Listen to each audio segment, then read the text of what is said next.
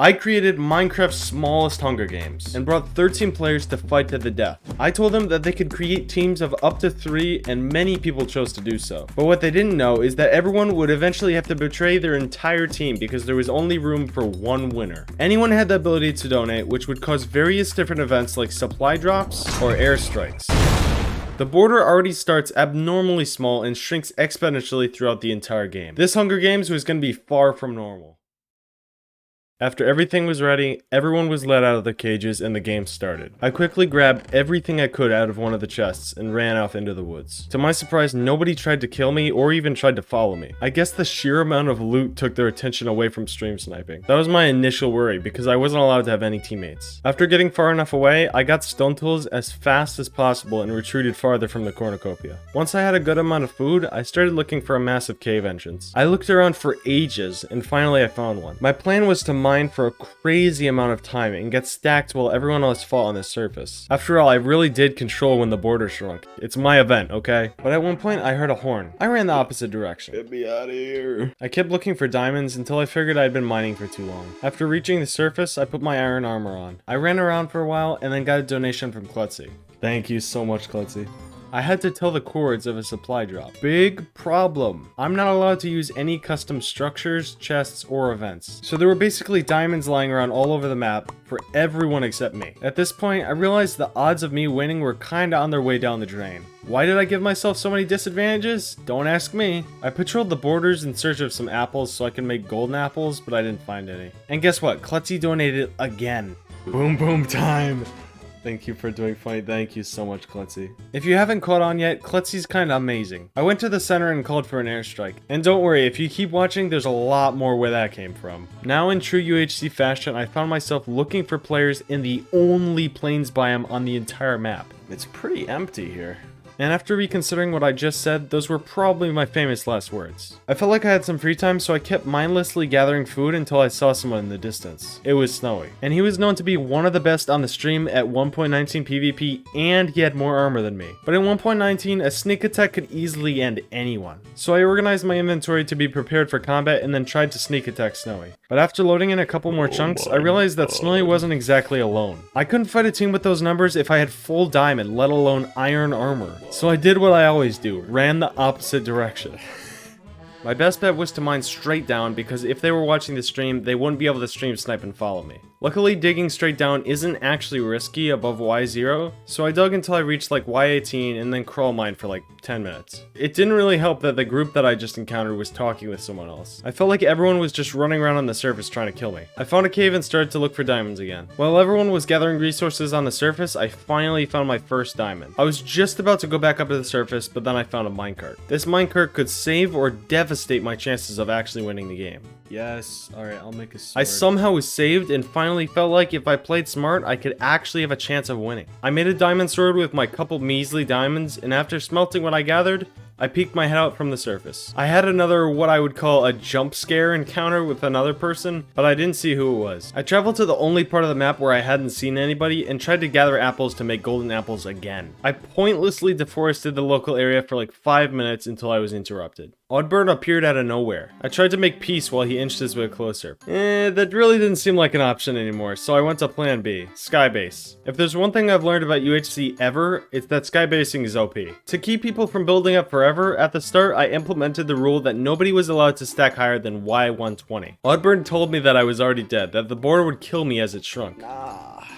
I had made hundreds of blocks worth of wood slabs. I would be fine. I bridged across almost the entire forest and built a tiny but extremely secure skybase. The border shrunk, and then instead of one little ant below me, I started to see 2 and 3. Arrows whizzed past me countless times and a couple even hit me. They were so determined to kill me that they stacked almost straight up. Now they were close, way closer than I thought they would be. So I sent lava down and they retreated. That one decision to get lava in the cave was probably the best one I've ever made. And then suddenly I had the best idea anyone has ever thought of.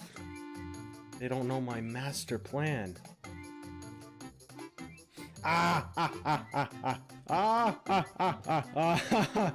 Yes. Yes, get over here. Yes! 2 more to go. Oddburn ran back down screaming in fear and surprisingly didn't fully retreat. He only burrowed himself in a wood tower and began safely stacking up. But luckily for me, fishing rods are just too OP, especially on sky bases. And his new tactics didn't matter. Yes. Yes, bro. Yeah, don't come up here again. I fought with Alex a little bit, and then after not too long, Oddburn was on the skybase. The fishing rod was harder to use than usual and didn't prove to be effective at all.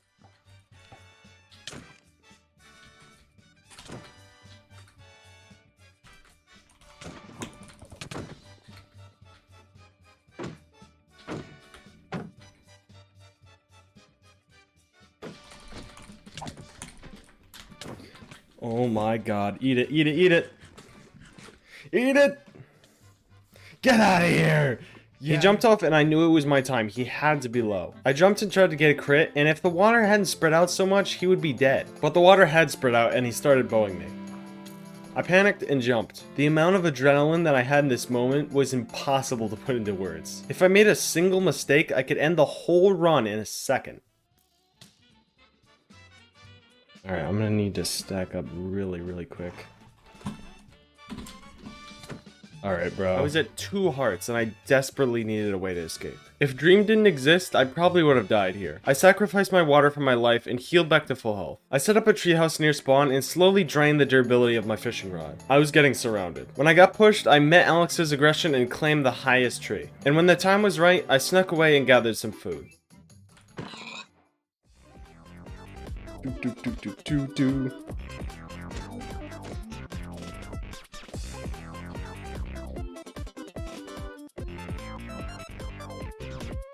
Shoot.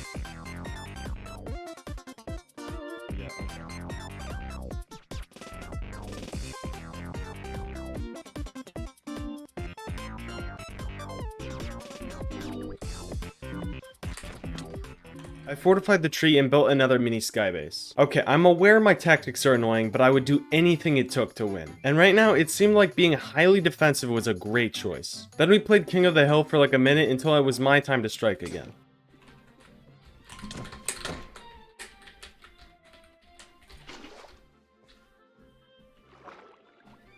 Alright, here we go. Here goes nothing.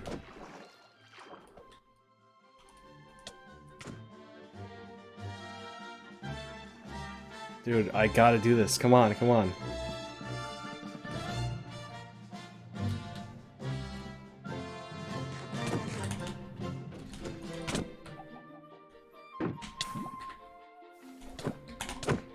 Let's go!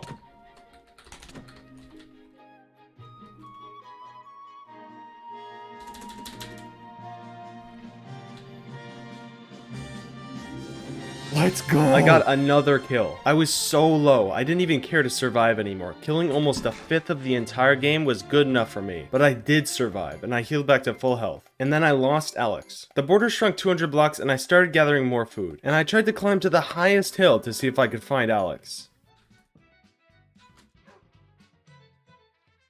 Okay, alright, let me get out of here real quick. Shoot, no. I'm happy with my overall performance, but I felt like I could have lasted a little while longer. There were only 4 players left, a team of 3, and Alex, who just killed me. All that was left to do was for them to meet up at the center and... Once the only players left were a team of 3, I told them that they were no longer a team and that there was only room for 1 winner. So they all separated. Chicken Out and Stud even started stacking up and shooting at each other. After some skybase warfare, they eventually reached each other. Oh my god. Here we go. The final battle, here we go.